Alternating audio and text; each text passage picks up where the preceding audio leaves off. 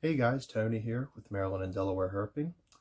And as I explained to you last week, we are changing up the channel a little bit. So we're not doing field herping right now because it's December and we're in the mid-Atlantic, and that's just not good herping weather because it's too cold. Everything's underground or staying warm somewhere else. Now, I told you last week what we're going to do because we debuted Dennis, the Western hognose snake, and we're going to go through and explain some of the pets I have and if they're the right pet for you. And we're breaking it down into three categories of temperament, feeding, and cost. Those are the three things you should consider mainly, I think, when you're getting a new pet reptile. So, or any pet at all, really. So, last week we did the Western hognose. This week, you probably guessed it, we're doing whatever's hanging around my neck right here. And no, this is not a boa constrictor. This is my pet eastern rat snake. Her name is Geraldine, and she is 14 years old. I rescued her as a hatchling. She was getting beaten up outside back when I was a junior in high school, and she was not very big at all. She was only about that long, and I didn't think she was going to live. I was not experienced with owning snakes, but a few pinkies and a few small, medium-sized rats later, turns out she is doing very good. Now, Geraldine is a eastern rat snake, sometimes called the black rat snake, sometimes called the chicken snake. People just call them black snakes. I mean, they got a bunch of different names, but they're Maryland's one of the more common species, but they are Maryland's largest species. They technically even get longer than timber rattlesnakes. So, this is a big snake right here. They're not big when they're little. They actually don't even have a black color. They'll have like a gray with black blotches.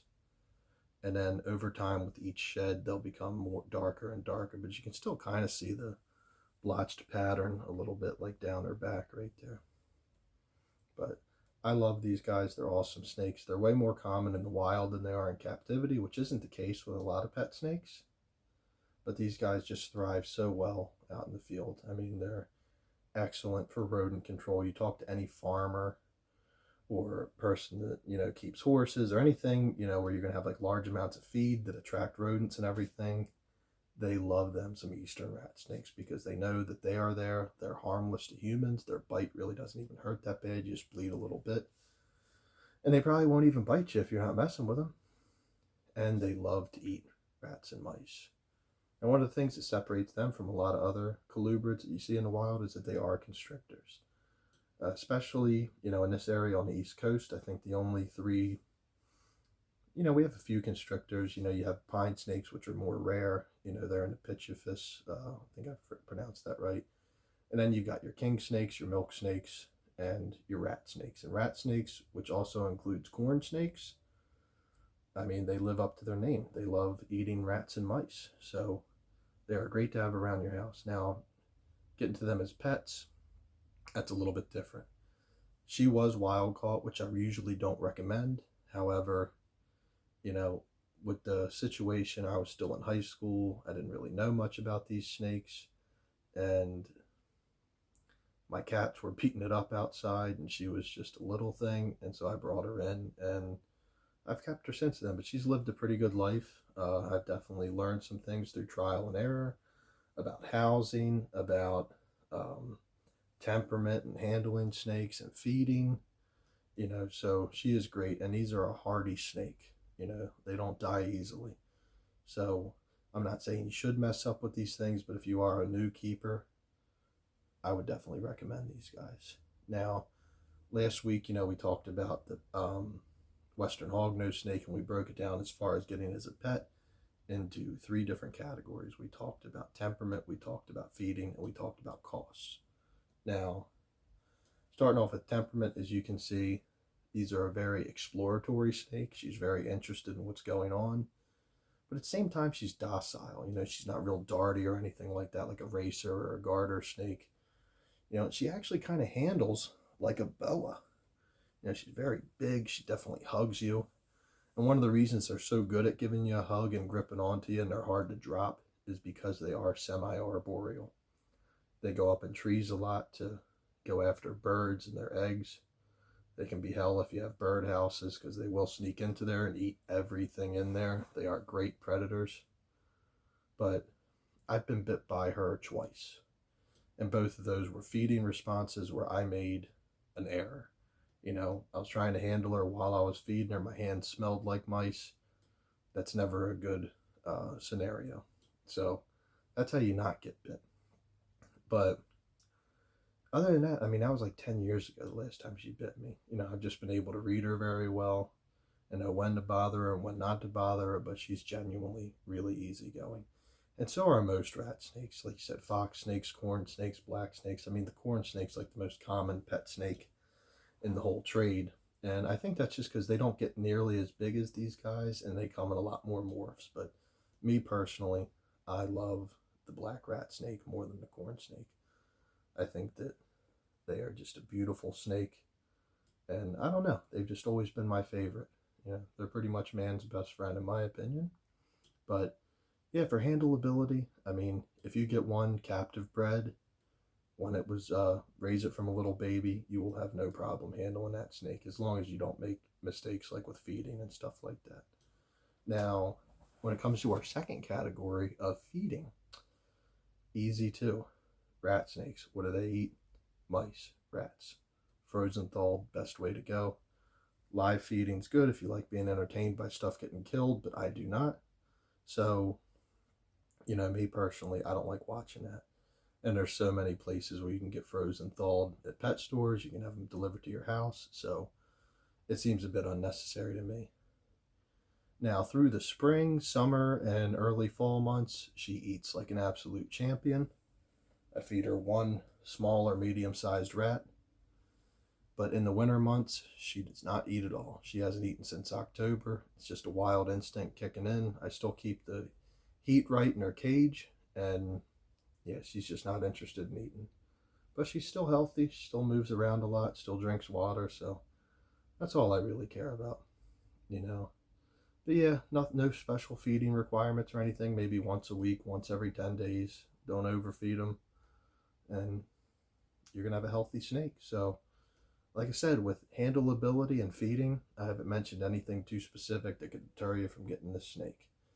Now, when it comes to cost, the snake itself is not expensive. Even if you went the route that I didn't go because I didn't know any better, and get a captive bred snake, the snake itself is not going to be that expensive. Probably no more than what a corn snake would be, which you can get for under $100. Now, when it comes to housing, that's probably where you're going to spend a little bit. This snake is over 5 feet long. So with my enclosure, I have to set it up to where at least on two sides she can stretch out. So like a 3-foot side and a 2-foot side. Maybe I should have her in something bigger, and that's why I am constructing a new cage. But if you look right here, you can see where I keep her and what the enclosure is like. So this is the pretty basic setup I have for Gerry here. This is a front opening cage. You can see right there. Got stuff stacked up on there, but I have a UVB light right here. That's just kind of for show. I've got a regular light just for extra, and then I've got a basking light right there. And then there's a heating pad under that hide right there. So she's got a pretty warm spot. And I keep it extra warm in this one because it is in the basement. So it gets cooler. Pretty decent sized water dish for her, a cool hide, and some climbing sticks and everything like that for enrichment. And I just use a pretty basic aspen bedding. But this cage I got shipped in about 10 years ago. I think it was a company out in California called Custom Cages. So it was really nice. As you can see, they're stackable. And I really like it. It's very spacious. It gives her room to climb and everything. So I don't have any problems with it, but I don't know if you need a cage this expensive for a rat snake, but you definitely want to give them enough room to stretch out on both sides because you want them to at least be able to stretch out at a 90-degree angle. So if you have a 6-foot snake, you may need something even bigger than this. But she's about 5 feet, so she has just enough space. And you definitely, like I said, you want to give them room to climb and everything because they are partially arboreal. And then, yeah, just a simple aspen bedding or maybe eco earth would be good. They're pretty easy to keep. But, yeah, this is her home. So, yeah, that's pretty much it. You know, you want a decent sized enclosure because they're a decent sized snake, and you want them to be able to move around and climb. You want to make sure they got water. Oh, she's strangling me. No, just kidding. But like I said, she's a great snake. I think that they make great pets, but even more so, importantly, this is why you would want to leave them in the wild, is they're just great to have around your house. You know, they're great rodent control, and they don't pose any danger to humans whatsoever. But most people that are watching this video that are interested in pet herps understand that about snakes anyway. But I think that if you're looking to get a pet snake and you want something big and impressive looking, like very rarely do I pull her out of her cage to show somebody and they're like, oh, big deal. They're like, wow, that's a pretty good sized snake right there. So I think that they make a good pet. And I'd even recommend this to a beginner too, because especially if you get them when they're small, you learn how to handle it, you build a relationship with that snake, and everything works out. So hope you learned something today. If you have any questions, leave them in the comments and I'll answer them for you. And we'll be back next week with another pet reptile. But until then, thank you for watching and join us next week. Say bye, Gerry.